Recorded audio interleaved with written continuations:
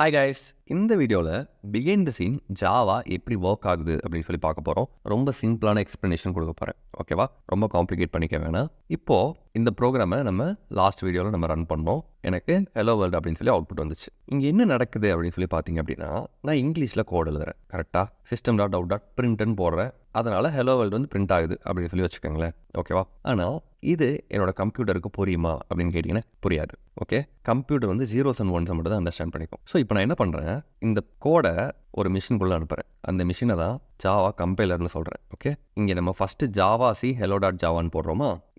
இந்த லைன் என்ன பண்ணுது அப்படின்னா, நான் இங்கிலீஷில் எழுதுகிற கோடை கன்வெர்ட் பண்ணி பைட் கோடாக மாற்றுது. ஓகே, இந்த ஜாவா கம்பைலர் என்ன பண்ணுது, நான் இங்கிலீஷில் எழுதுகிற கோடை கன்வெர்ட் பண்ணி பைட் கோடாக மாற்றுது. ஓகே, இப்போ இந்த பைட் கோடை திரும்பவும் நம்ம ரன் பண்ணணும். கரெக்டாக? அப்போ நான் என்ன பண்ணுறேன், இந்த பைட் கோடை திரும்பவும் JVM அப்படின்ற ஒரு மிஷினுக்குள்ளே அனுப்புகிறேன். ஜாவா விர்ச்சுவல் மிஷின் இங்கே நான் அனுப்புகிறேன். இந்த JVM என்ன பண்ணுது, இந்த பைட் கோடை மிஷின் ரீடபிள் கோடாக மாற்றுது.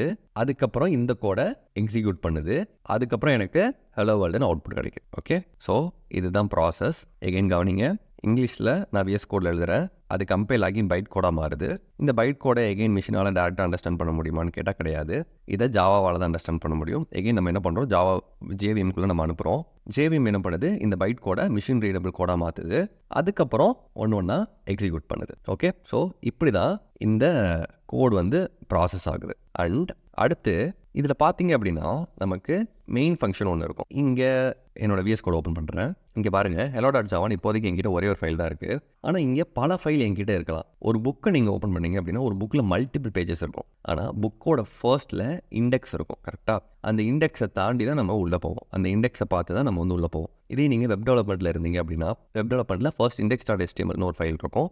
அந்த ஃபைல் தான் ஃபர்ஸ்ட் எக்ஸிக்யூட் ஆகும். அதே மாதிரி எந்த ஃபைலில் இந்த மெயின் ஃபங்க்ஷன் இருக்கோ அந்த ஃபைல் தான் ஃபர்ஸ்ட் எக்ஸிக்யூட் ஆகும். அந்த மெயின் ஃபங்க்ஷன் தான் ஃபர்ஸ்ட் எக்ஸிக்யூட் ஆகும். அதுக்கு இந்த மெயின் ஃபங்க்ஷன் வந்து ரொம்ப முக்கியம். இந்த மெயின் ஃபங்க்ஷன் போட்டால் தான் உங்களுக்கு வந்து அப்ளிகேஷன் வந்து ரன் ஆகும். ஓகேவா? அதே மாதிரி இங்கே எதுக்கு கிளாஸ் ஹலோ அப்படின்னு போடுறோம் அப்படின்னா, ஜாவா பொறுத்த வரைக்கும் எல்லாமே ஆப்ஜெக்ட் ஓரியன்ட். ஓகே, ஸோ இந்த கிளாஸ் வந்து நம்ம கண்டிப்பாக போட்டாகணும். இந்த கிளாஸ் எல்லாத்தையுமே பற்றி நம்ம லேட்டராக இன்னும் டீட்டெயில்டாக நம்ம படிப்போம். இப்போதைக்கு ஒரு குட்டி அண்டர்ஸ்டாண்டிங், எப்படி கோட் ஒர்க் ஆகுது அப்படின்ற ஒரு குட்டி அண்டர்ஸ்டாண்டிங் உங்களுக்கு கிடைச்சிருக்கும்னு சொல்லி நம்புகிறேன். இன்னும் டீட்டெயில்டாக அடுத்தடுத்த வீடியோவில் நம்ம பார்க்கலாம். See you next video. Bye bye.